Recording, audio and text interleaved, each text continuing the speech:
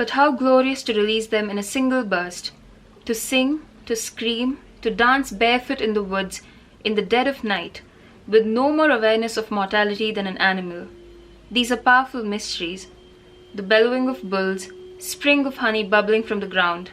If we are strong enough in our souls, we can rip away the veil and look at that naked, terrible beauty right in the face. Let God consume us, devour us, unstring our bones, then spit us out reborn. Beauty is terror. Whatever we call beautiful, we quiver before it. So welcome back to my reading nook. There will be some dramatic changes in the lighting of this video, and that is not my fault. It's just nature doing its thing today. It's fluctuating between super sunny and super cloudy. So yeah, I feel like I've chosen the worst possible day to record this because there's also construction going on outside. So there will be a lot of noise throughout this video. But I just had to get this book off my chest and it cannot wait any longer. So we're going to talk about it today. So this right here is The Secret History by Donna Tartt, and it's got this massive cult-like following in the past 2 decades, right? Especially in dark academia. This book is at the center of it, I would say. And there's a reason as to why I wanted to read this, but I kept avoiding it. It's because I love dark academia. It's the only aesthetic I've ever felt, like I belong to, or I don't know, it's just so beautiful because it speaks of the love for knowledge and the love for learning and for the arts, and I just love all of it. So it's the only place where, it feels like home, right? Even though it has like a million problems of its own. And this book is right at the center of it, and I'm not even kidding. It's, for example, if you just go on Instagram and you look up dark academia, it's everywhere. You'll find this book in like every other post. And one of the reasons I put off reading this book for so long, even if it's like at the center of all that I love, is because of its cult-like following. Because I've come across Donna Tartt's work before in The Goldfinch, and it's such a beautiful book. That's for another day. I have so much to even talk about that book. But because of the following that this book had, I felt like, if my expectations were way like up here and if this book didn't match it, then I would hate it more than I should. So I kept avoiding it. But last month I decided that I had absolutely nothing to lose. Like, I was just overthinking the whole process, and that I should actually get my hands on it and read this book. So that's what I did. I got a copy of this book and I went through it, and my god, do I have a few things to say. So this video will be divided to 2 parts, I would say. The first one is the review of the book itself, and that's going to have a few spoilers. So if you're okay with spoilers, then please do continue. But if you don't want to know anything about the book, then just stop this video right here. I've got my view. So I think you should just like come back when you've read the book. But if you don't have problems with spoilers, or if you've already read the book, then please do stay back because it's going to be an interesting conversation. And the second part of the video is going to be why I think, or why I'm a bit astonished that this book is at the center of dark academia, right? Like, why this is almost like the holy book of it, and why I'm a bit unconvinced by it. So we'll get there. We'll go through this whole journey together. So let's just start. So I think this book is set in the late 1980s because realistically that's where it would have been set as well. And also, if the story took place today, it would have fallen apart. That's what I think. It would have fallen apart in 2 seconds because we all have cell phones. And this whole plot relies a lot on like letters and things like that. So it's obviously not from our time, but it's quite timeless because there are a lot of things within this book that any person from any time period will be able to relate to. So the narrator of this book, Richard, was a pre-med student who goes to Hamden College. Like, he shifts universities because he wants to study literature, right? And he wants to study the arts. And he goes to Hamden and he has some prior knowledge in Greek. So he's like, okay, I want to study Greek here as well. And that's when he realizes that the people who get to choose and study Greek are actually chosen by their professor, Julian. And it doesn't go the other way around. Like, you can't be like, I just want to study Greek, so I'm going to do it. This elitist, almost unreachable sort of professor, Julian. He's the one who picks the students, and we don't really know on what basis he picks them, because it's quite a strange group of people who've been picked, right? And now I wouldn't say that they're like a secret club or something, because everybody knows they exist, but the Greek students, these 4 or 5 people, are just cut off from the entire university because they're in their own world and they're trying to explore, you know, their idea of education and idea of knowledge, which is quite different from what the other people follow, like the rest of the university follows. And Richard is trying super hard to fit in and to get into this group, right? And he does get in, but he always feels like an outsider, and he pretty much is till the end of the story. He is an outsider. He kind of like, we get things from his perspective, and it's always you know, we always notice things from his perspective as well. He himself is not a part of the group entirely. He always has one foot out the door. You know what I mean? Like, he's in there, but not really. So this group of students who study Greek consists of Henry, Camilla, Charles, and Bunny, and Richard. So now that I've set some context, let me actually just talk about the group itself. These are a bunch of kids who consider themselves almost in a way better than everybody else. You know, they're a bit elitist and they're a bit pretentious, and they're crazy in a way where, you know, they're obsessed with Greek and they're obsessed with the ancient rituals and the ancient experiences, which is not that insane, because if you've actually gone to a university, right, and I don't mean like a college near your home, if you've actually gone and lived the university life with multiple disciplines, with multiple you know, faculties, you will know that there are a few people who are just a bit off and just a bit crazy, and not in a bad way, but in ways that you don't understand. And I think that's what makes it quite realistic. Even though the book is not that realistic, it does make it quite realistic, because these are the kind of people you will notice in university, regardless of your, you know, of what kind of person you are. And what happens is these people are heavily invested in kind of decoding ancient rituals within, you know, within the Greek culture and within the ancient cultures itself. And it takes them on a very insane journey, and there's a murder. But the beauty of this book is that the first page starts with the murder of Bunny, and you are not left with any element of surprise, because you know Bunny's been murdered and you know by whom he's been murdered. You know all the information that you wouldn't know in a general like murder mystery sort of book, because you would wait to kind of, you know, decode who the killer is, right? But this book doesn't start off that way. You know who was killed, and you know exactly how he was killed, and you know who did the killing. So the rest of the book is actually you trying to understand and justify why they reached that point where they had to murder Bunny, right? So it's almost like you are being given a justification for your flawed actions, and you go with it, because Richard is the one who's narrating the entire story. And this is where we kind of realize that Richard is a terrible and completely unreliable narrator, because he has an opinion about someone. Let me just give you an example. His opinion about Bunny kind of fluctuates throughout the book, and in the beginning you kind of empathize with Richard and with Bunny to an extent, and you kind of realize that, you know, okay, everyone is flawed in this book, everybody has their own issues. But then it moves to absolute hate and almost disgust towards Bunny, and you tend to go with it too. And then people who were in like morally good light are suddenly in bad light, and there's so much fluctuation in Richard's narration about each person, which I think does not happen in real life, because, you know, when you form an opinion about someone, you tend to kind of stick to that opinion, and it takes a lot for you to change that opinion, right? For example, if you think someone's good, it takes a lot for you to get convinced that they're bad. And if someone's actually a horrible person, it takes a lot for you to get convinced that there are good aspects to him. But it doesn't happen with Richard. His opinion about people fluctuates throughout the book, and because it's a one-sided narration, we don't get to hear anyone else's perspective.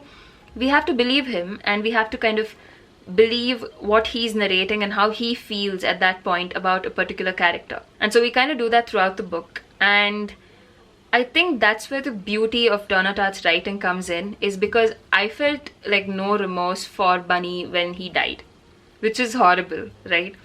But then you are almost brainwashed to an extent where you kind of feel the way the characters do. You also feel like you can justify why Bunny needed to be killed.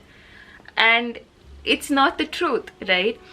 So what happens is, midway through this book, maybe around like this point in the book, is when you realize Bunny's dead. And then you still have the other half of the book left. And it's just strange, because till that point, because you already know who's been killed, right? And you already know that the killing has been done. And now you've reached the point in the book where the justification for that killing is done, and half the book is still left. And so you notice that the second half of the book is the journey after the killing, and that's kind of the journey of the entire book as well. You have an incident, and then you have all the circumstances that led up to it, and then the circumstance happens, and then you have all the consequences of the circumstance, right? So it's a beautiful, complete journey that we go through. And I'm not gonna lie, it's a heavy, morally challenging book, and it's just, you are bound to kind of question the characters at so many points within the book, and you're going to hate it at places. And it's very morally flawed, like all the characters are ridiculously morally flawed, and yet you can't stop reading, and you are going to keep justifying, and you're going to keep finding ways in which you will stick on to that character and try to understand that character. And I think that comes out beautifully in this book, where you're forced to kind of be empathetic about someone. And the writing itself is just so engaging, because Donna Tartt has this beauty with words that is very rare, right? The way she builds a story is almost as if you can feel it firsthand and you can experience it. For example, when she talks about the winters in Hamden, and when she talks about the snow. And I come from a place which is obviously super hot. It's the southern part of India. We don't experience snow, and neither have I ever experienced snow to that extent. But at the same time, when I read the book, I almost like feel it. You know what I mean? Like when you read the way she writes, it's almost as if you're experiencing things firsthand, and that is such a unique quality about a writer. So obviously the writing is brilliant, and the story is great, and you're going to hate the book a lot, but you're also going to like the book a lot. And it's a classic for a reason. But I absolutely hated the epilogue, not because of the way it is. It's a bit sudden, it's a bit, some people hate that the book even had an epilogue, because they would rather have that mystery of what happened to these people after the death of Bunny, like after everything falls apart, right? But I liked that there was an epilogue, that we kind of understood where they've, ended up in life after a few years.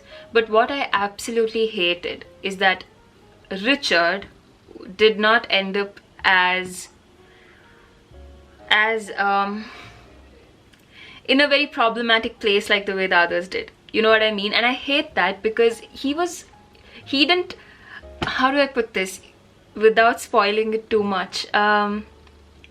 He wasn't first-hand a part of any incident, yet there was an enjoyment, there was a satisfaction that he experienced because of the incidents that happened.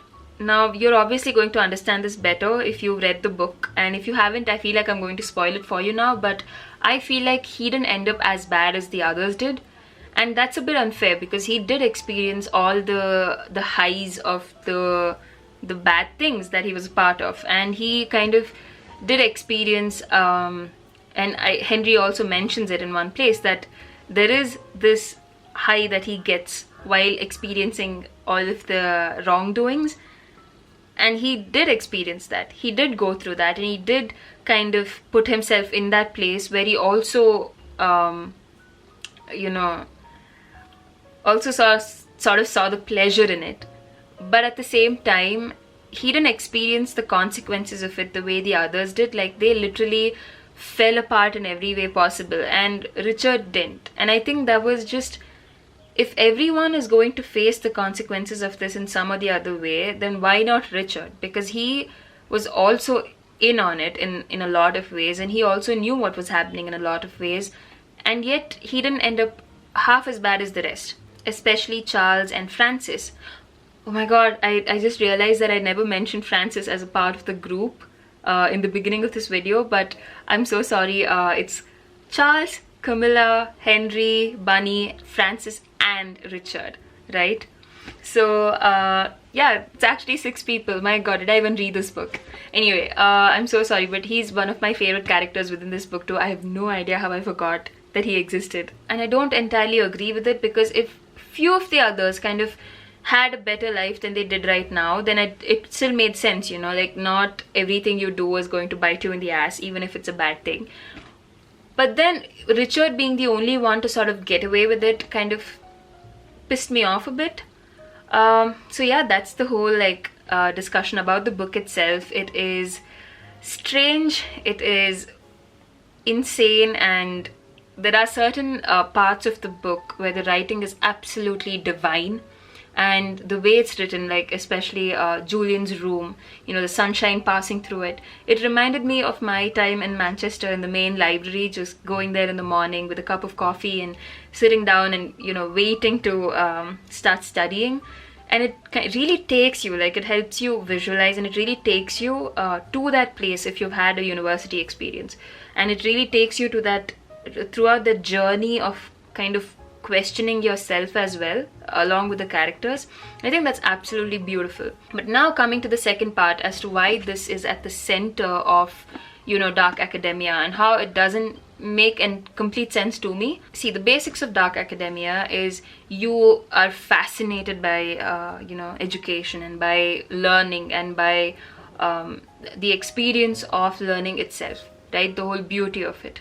Yet in the characters of this book, except maybe Henry, you don't really see people going above and beyond to study, you know, like it's just they have a huge passion for learning, but not all of them. That's why it's a bit strange to me, because these characters, when it comes to studies and education, are just like most of the other characters who are, you know, just normal college going students, like you and I could relate to it too. It doesn't revolve so much around it as well. Like the whole book, you don't find lots of parts where they're like sitting and studying or sitting and experiencing the university life. They're either just like smoking or drinking or just, you know, like lying around in the farmhouse or whatever, the countryside home that they have, and that's a bit off track from what dark academia is all about, right? I mean, that's my understanding of it.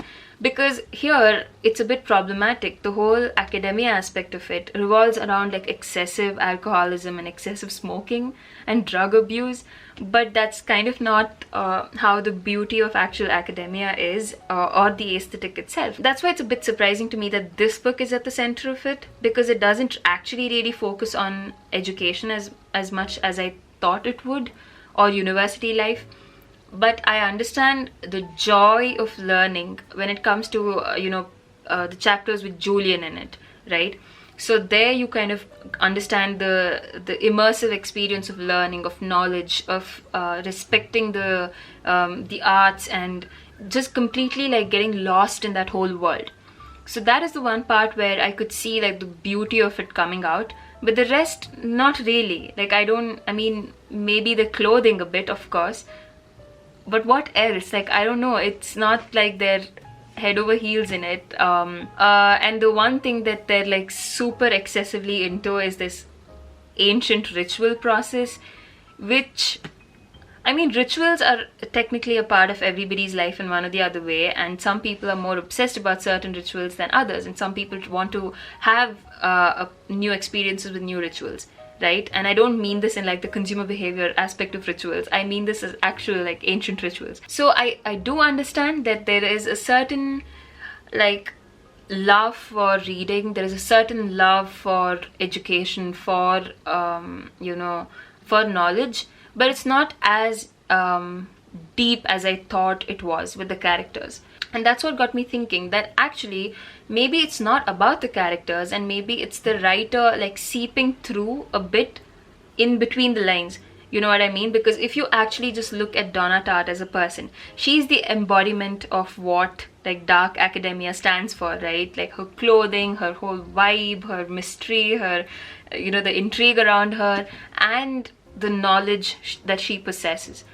So I think that slips through, like not as Richard as a character who speaks to us, but I think Donna Tartt as a writer slips through and appeals to the dark academia crowd because of the way she talks about certain things, or the way she talks about, you know, certain histories or certain cultures or certain parts where it's just about the love for knowledge itself. I don't think it reflects in any character, including Henry, to be honest, because as much as he loves knowledge and loves reading and this whole immersive experience of building knowledge, it's not something you can replicate in real life. That it's just insane. So that, I think, is a bit unattainable and unrealistic. And there are obviously problematic parts, like I just mentioned, the excessive drinking and the smoking and all of that, and it's just, that's not how university life should be approached. Neither should academia be approached in that manner. But at the same time, I love how the beauty of academia comes out through Donna Tartt's writing and nothing else. And that's just my personal opinion. I don't think it's the story. I don't think it's the characters. I don't think it's the plot. It's none of that. I simply believe it's her writing that makes you fall in love with the accumulation of knowledge and with the immersive experience of knowledge, because you feel like it's going to also be that fulfilling to you. So yeah, that's the whole review of The Secret History. Finally got my hands on the holy book of dark academia, and I highly recommend it. If you're trying to, you know, get a relatable book where you want to relate to the characters, then please, this book is just not for you. Go with an open mind and go with the acceptance of the crazy and of the insane and of things that you don't understand, and you will absolutely enjoy this book. Yeah, that's pretty much it. If you like this video, then let me know in the comments, or if you have a different opinion, then let me know in the comments. And if you enjoyed this video, then also give it a like and subscribe. And this part of it is always awkward to me, but please do, so that I can keep making more videos like these and just ramble on about the books that I read and the books that I love, right? So I guess I will see you in the next video. Keep reading, stay safe, stay indoors, and get yourself a copy of The Secret History if you haven't already. Bye.